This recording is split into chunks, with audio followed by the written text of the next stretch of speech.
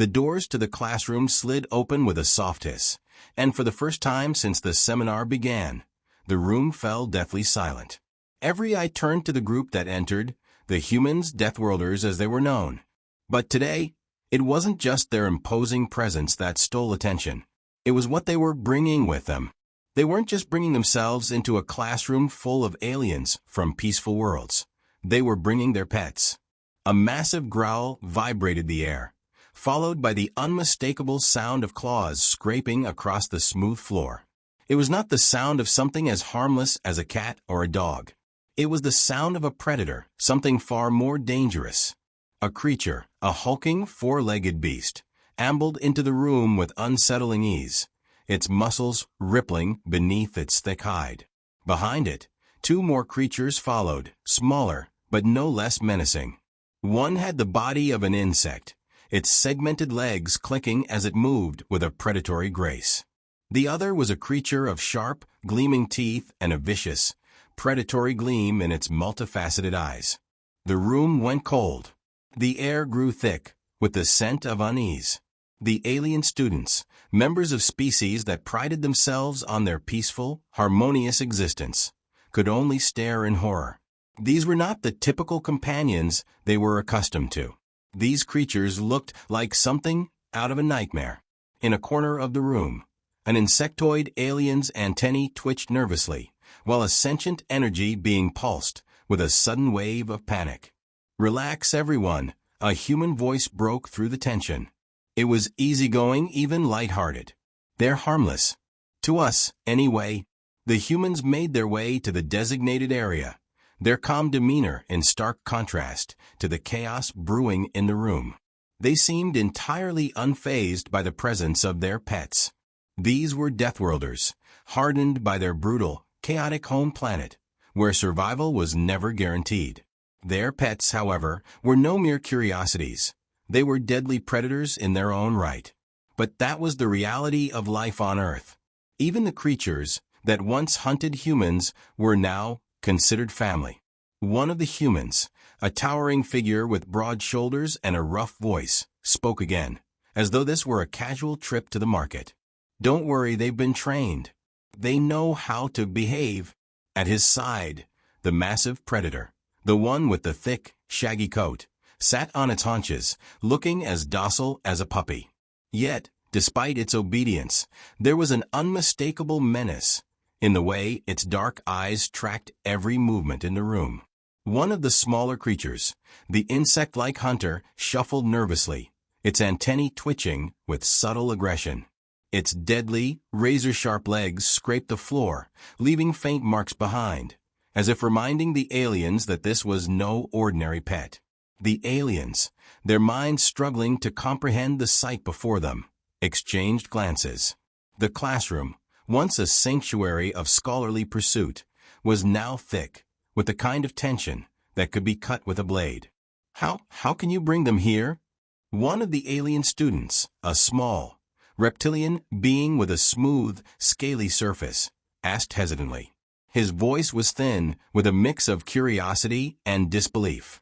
"These creatures, they are far too dangerous. Why would you?" "They're part of us," another human interrupted, a young woman with bright eyes and an amused smile. She knelt beside the insectoid hunter, stroking its armored back. The creature flinched, but did not lash out. "In fact, we're not even sure we'd still be here if it weren't for them." She glanced up at the room, her smile wide and full of pride. "These creatures keep us alive. They're more than just pets. They're our partners." The reptilian alien stared in confusion, still processing the concept. To the peaceful species in the room, the notion of allowing such dangerous creatures into one's life was unfathomable. They had no concept of taming the wild in the way Deathworlders did.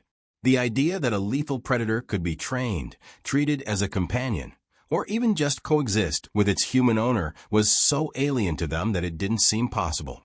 It was then that one of the creatures, perhaps sensing the sudden surge of tension, shifted its weight. The sound of its claws scraping across the floor was sharp, and suddenly, the atmosphere seemed to thicken. Every alien in the room held their breath. The human who had first spoken turned to the others, his grin wide. But there was an undercurrent of amusement in his voice. "Don't worry, they won't bite. Not unless I tell them to." The last words hung in the air, the unsaid implication settling heavily on every student's mind. And with that, the class began. But the real lesson had only just started. The hum of the classroom's environmental systems, once a comforting background noise, now felt oppressive. Every corner of the room seemed to be suffocating under the weight of unspoken fears. The Deathworlders had settled, but their pets, the monstrous predators they had brought into a space designed for learning, were anything but settled. The massive beast at the front of the room, a creature with fur like matted bristles and eyes that gleamed with an unsettling intelligence, was now sitting perfectly still, its sharp claws grazing the polished floor with soft, rhythmic clicks. It exhaled slowly, a low, guttural sound reverberating through the room. None of the aliens in the room knew what to do. Some stood frozen, unable to look away from the creatures that sat motionless in the center of the classroom. Others, their limbs twitching with instinctual fear, seemed ready to flee. A tall, multi-limbed alien in the back corner had already backed away slightly, its many eyes wide with alarm. "Relax, everyone. They're not dangerous unless we tell them to be." The human's voice cut through the silence, a warm, reassuring tone that did little to calm the growing unease. He glanced around the room, his expression unchanging. "Trust us, they're trained. You won't need to worry about them." But how could they trust them? The aliens had seen these creatures before, on their homeworlds, as part of the nightmares that accompanied humanity's reputation. Deathworlders were legendary for their ruthlessness and savagery, and the creatures they kept as companions were a testament to that fearsome image. Each one of them had been honed by the brutal realities of Earth's environment, creatures that could tear through nearly anything with little more than a swipe. In the front row, a thin, wiry alien from the Xiphos species whispered urgently to his companion. "How can they have these things with them? These are not just animals. These are weapons." His companion, a large, mossy-skinned creature with a deep, resonating voice, whispered back, "It defies all logic. To bring them here, they treat them like pets.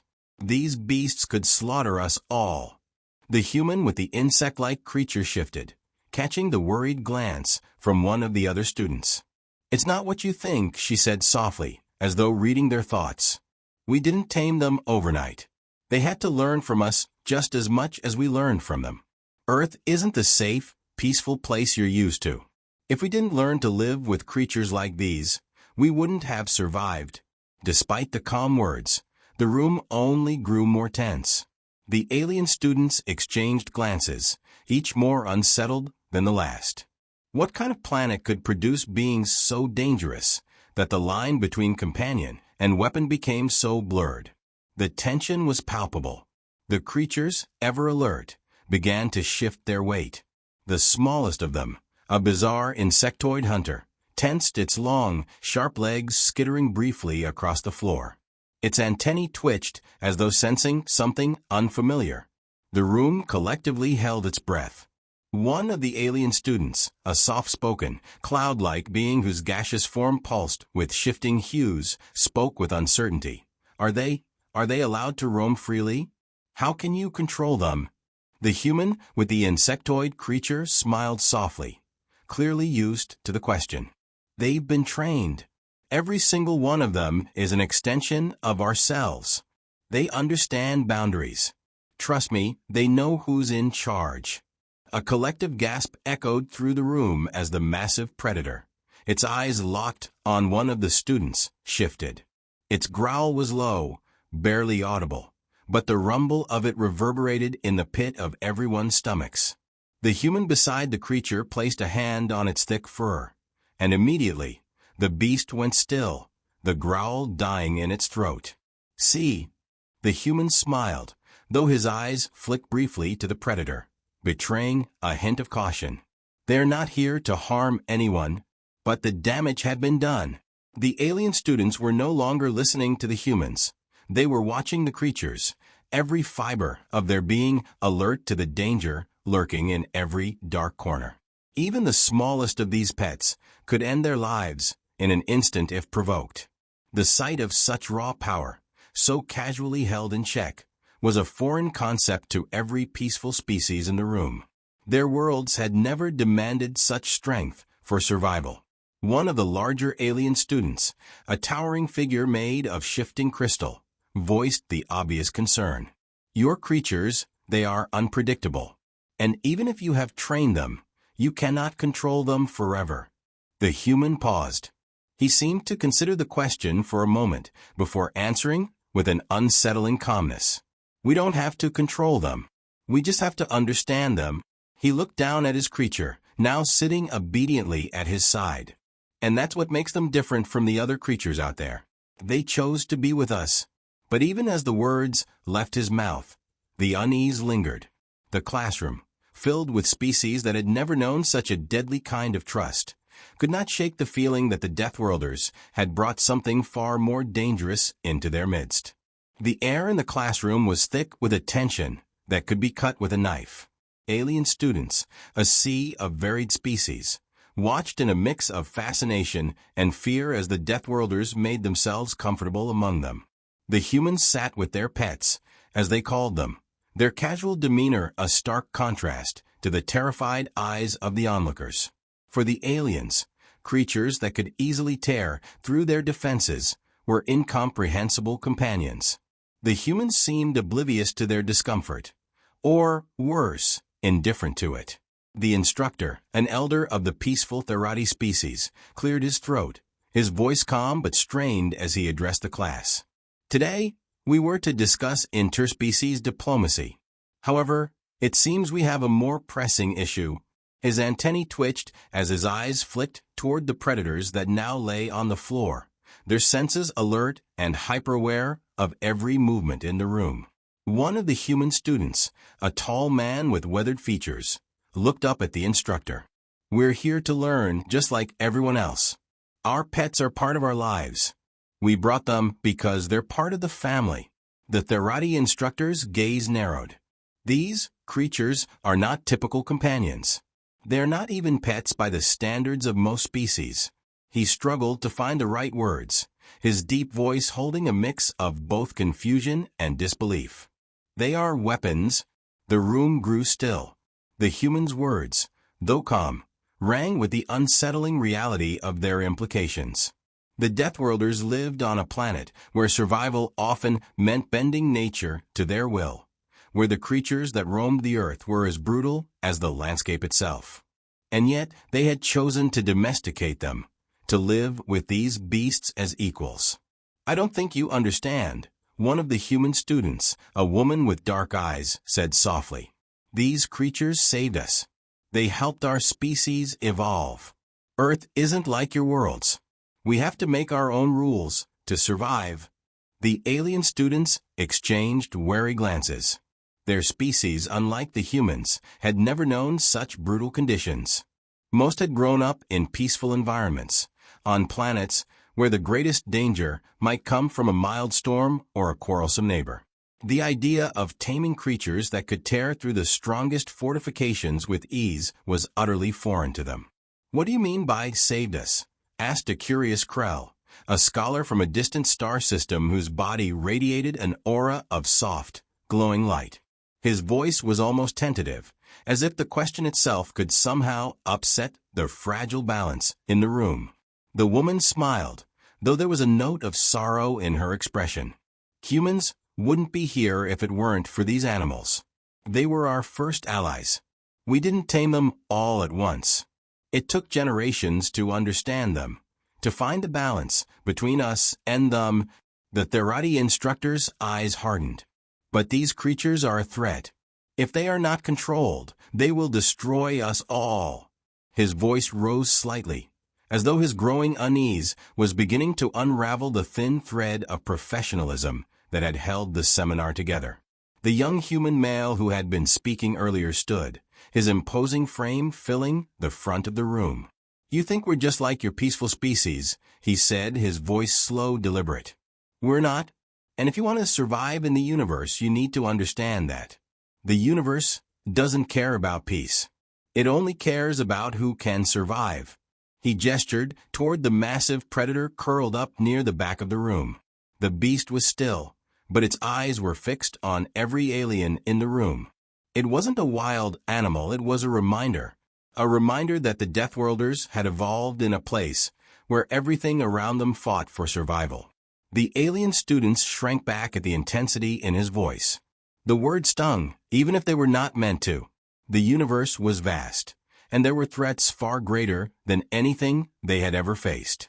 The humans knew that better than anyone. But the problem wasn't just the creatures. It was the ideology that came with them. The Deathworlders' acceptance of violence as a tool of survival was deeply unsettling.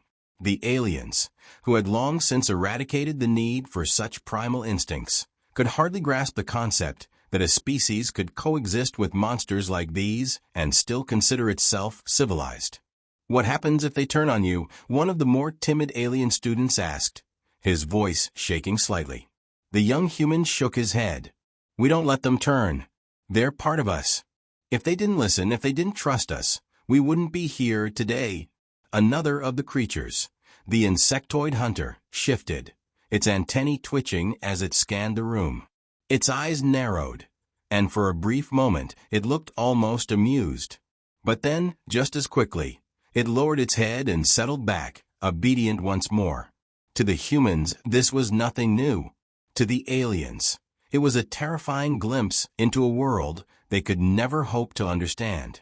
The gap between them seemed as wide as the universe itself. The Deathworlders' definition of companionship was something the peaceful species could never begin to grasp. The class went silent again, but this time, the silence was different. It wasn't just fear, it was confusion. The Deathworlders had opened a door to a part of the universe that many of the aliens in the room weren't sure they were ready to enter. The silence that followed the tense exchange seemed to hang in the air like a weight. Every eye in the room was locked on the humans, their pets, and the subtle, uneasy shifts in posture as the predators continued to watch the students with an intensity that made even the most seasoned aliens uncomfortable. For the first time, the once dominant authority of the instructor and the calm demeanor of the human students had given way to something deeper.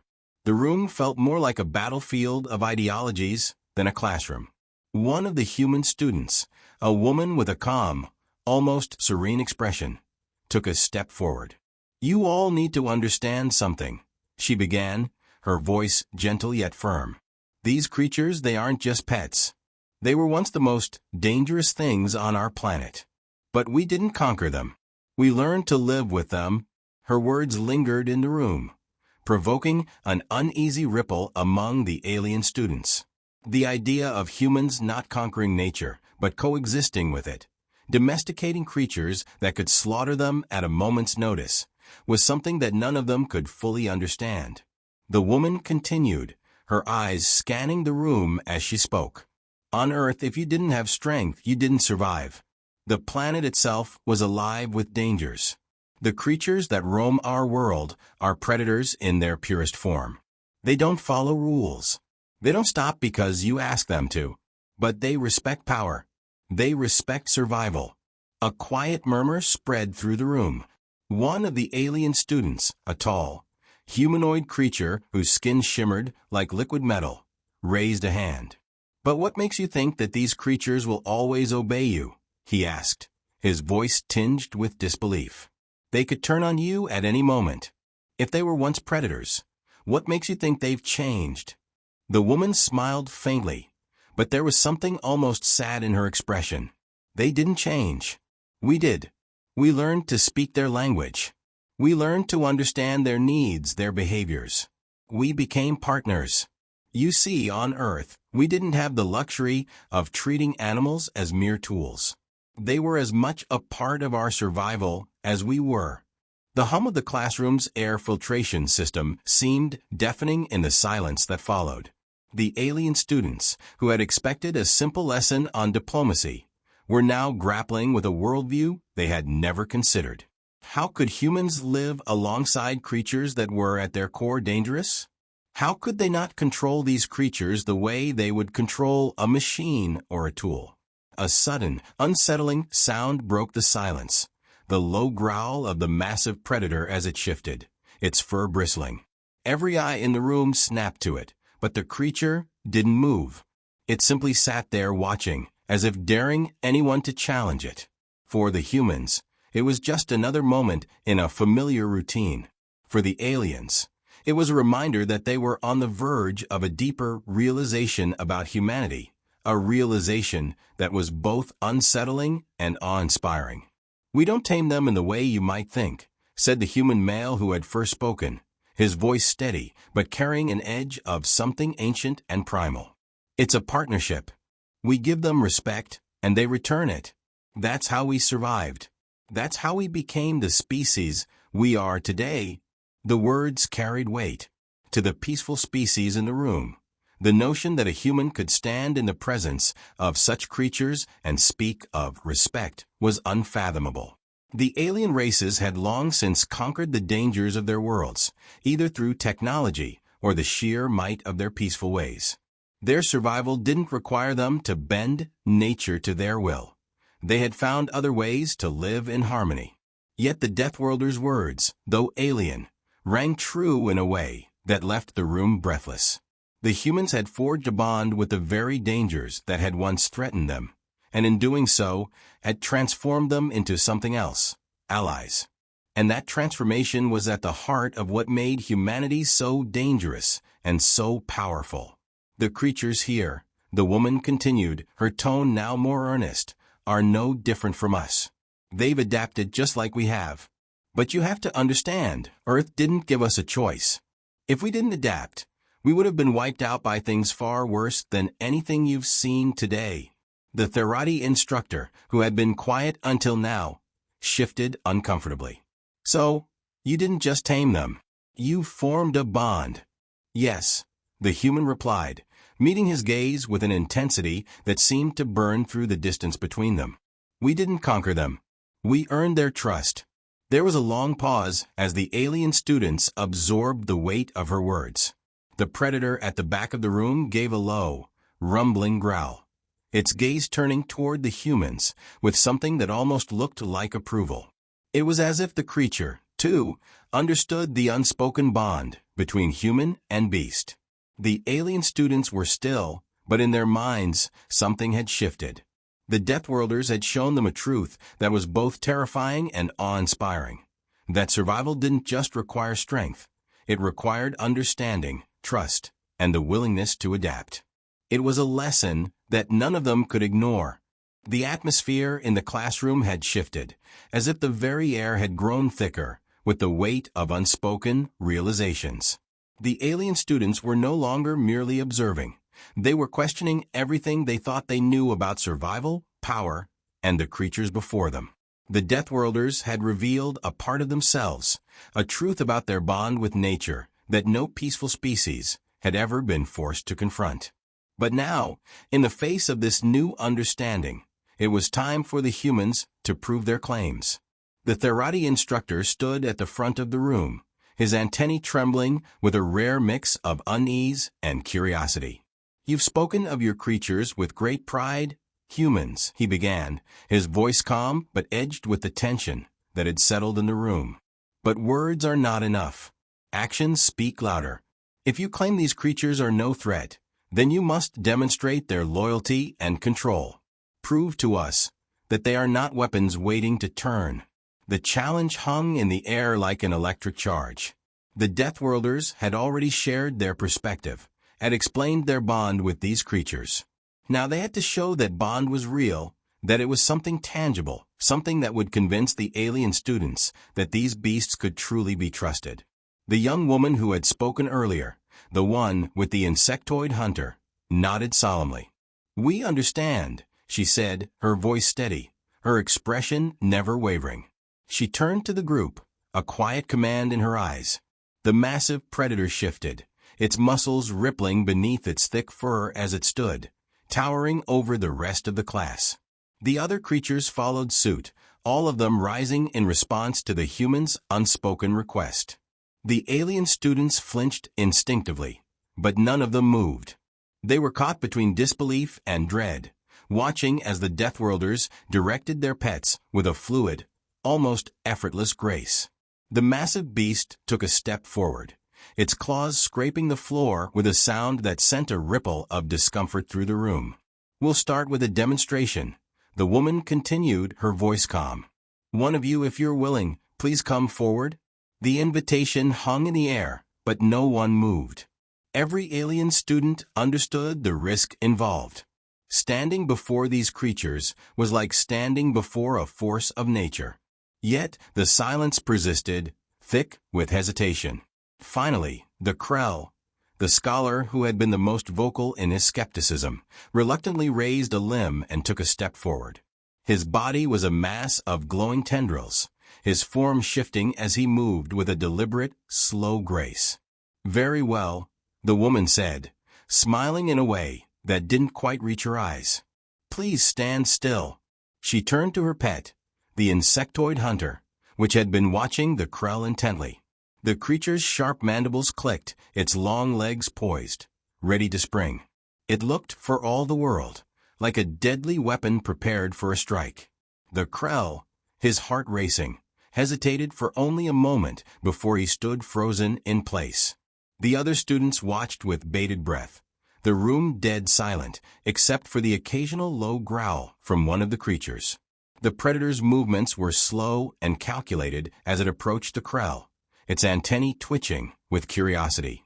Without warning, the creature darted forward, but it stopped just before making contact.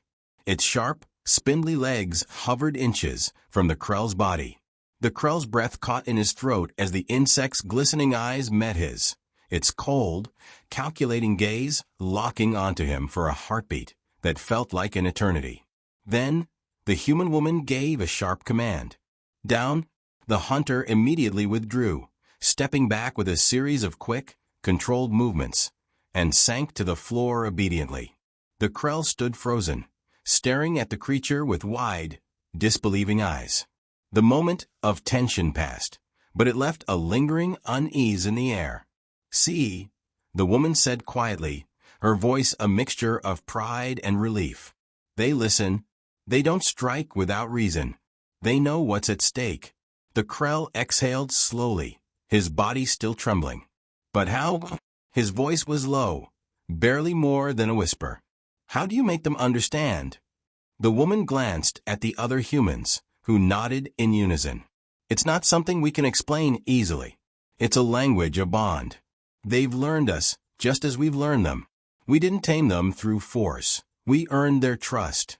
The room was silent, and for the first time, the alien students began to see the Deathworlders not as savage beasts themselves, but as survivors who had learned to wield that same ferocity in a way none of them could understand.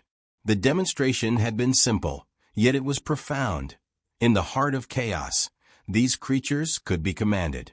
The Therati instructor, who had watched the demonstration with a quiet intensity, finally spoke. I did not expect this. Perhaps I was wrong." The words hung in the air like an unspoken apology, a shift in perspective that no one in the room could ignore.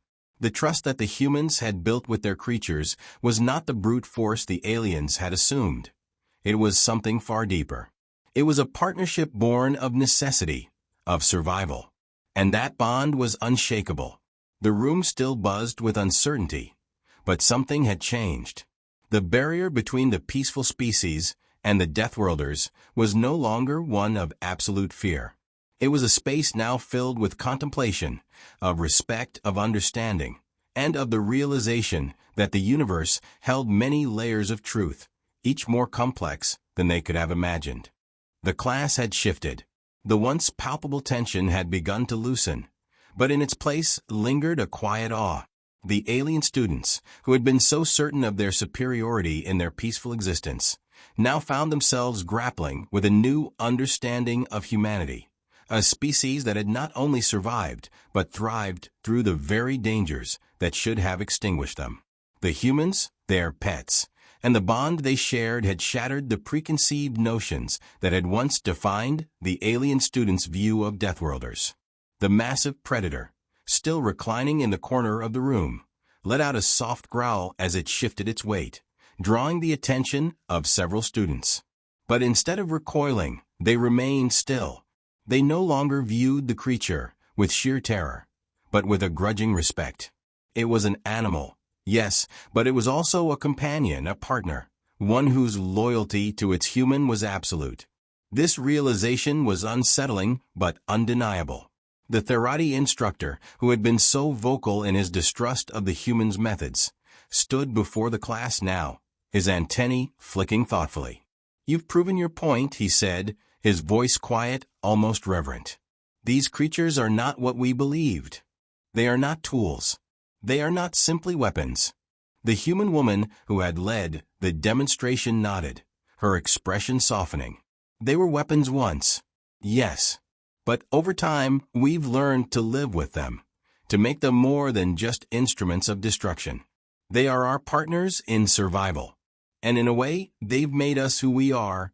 Her words hung in the air, and the alien students absorbed them, each processing the complex truth they had just witnessed. The creatures they had feared were not simply dangerous predators. They were living beings, respected by their human counterparts in ways that many of the peaceful species in the room had never considered. One of the more vocal students, a long-limbed creature with deep violet skin and a reflective surface, approached the front of the room. I still don't understand," he said slowly, his voice tinged with uncertainty. "How can you live like this? How can you bring such creatures into your lives? What if they turn on you? What if one day they decide they are no longer your partners?" The woman's gaze softened, and she glanced briefly at her fellow humans before answering. "It's not a perfect relationship. They're not domesticated in the way your species might understand. But they are our equals. And just like any partnership, it takes work, trust, and understanding. Sometimes they test us. Sometimes we test them. But we've never given up on them. And they've never given up on us." The words struck a chord with the alien students. Trust. It was a concept they understood well, but never had they considered it in such a raw, primal form. The peaceful species had never been forced to trust their survival to something as unpredictable as a predator. They had learned to trust technology, diplomacy, and reason. But the humans' bond with their creatures went beyond logic. It was a relationship forged through necessity, through survival. The tall Krell student, who had earlier volunteered for the demonstration, approached the woman. His glowing tendrils flickered nervously as he spoke. I never thought of it that way. I thought you were just taming beasts. But now I see you're not controlling them. You're living alongside them. And that's something different." The woman smiled, her expression a mixture of pride and humility. "Exactly. It's not control. It's respect. And that's something we all need to learn, not just about the creatures we share our world with, but about each other." A deep silence fell over the class as her words sank in. The other students, once so fearful, now watched the creatures with a new sense of understanding. They saw them not just as monsters, but as complex beings with their own roles in the world, beings whose loyalty was not won by force, but by mutual respect. As the class drew to a close, the Therati instructor addressed the group once more, his tone measured but thoughtful. "Perhaps there is more to this than we realized. Perhaps we have been too quick to judge. The universe is vast, and the ways of survival are many. We have learned something valuable today." The humans nodded, the pride in their eyes unmistakable. But there was something more, something deeper. They had not just proven a point, they had opened a door. They had shown the alien students that strength did not always come from the ability to dominate. Sometimes, strength came from the ability to coexist with the very forces that could destroy you. As the students began to file out of the classroom, their steps were slower, more reflective. They had witnessed something profound, a lesson in survival, not through domination, but through understanding. And as they left the room, They knew that the world had just shifted beneath their feet. The Deathworlders had shown them that there was more to strength than what could be seen on the surface. It was the strength of partnership, the strength of trust. And that was a lesson they would never forget.